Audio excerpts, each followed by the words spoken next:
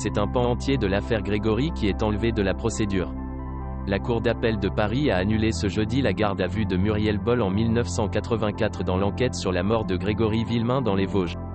La chambre de l'instruction de la Cour d'appel n'a en revanche pas annulé les déclarations que l'adolescente, alors âgée de 15 ans, avait faites aux gendarmes avant le début officiel de cette garde à vue, ni son interrogatoire devant le juge Jean-Michel Lambert quelques jours plus tard.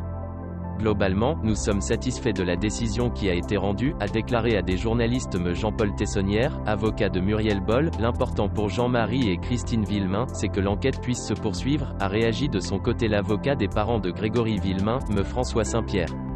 La Cour d'appel n'a annulé que les déclarations de Muriel Boll tenues en garde à vue et maintenues au dossier celles qu'elle avait tenues avant cette garde à vue, a-t-il poursuivi. Or, dans cette audition de témoin assisté, Muriel Boll a livré aux gendarmes l'intégralité du récit de l'enlèvement de Grégory par Bernard Laroche, c'est l'essentiel.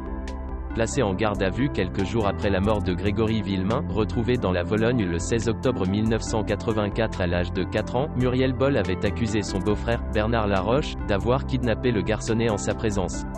L'adolescente avait ensuite répété ses propos devant le juge d'instruction, avant de se rétracter en dénonçant la pression des gendarmes. Elle n'a depuis cessé de clamer l'innocence de Bernard Laroche, abattu par le père du petit Grégory, Jean-Marie Villemain, en 1985.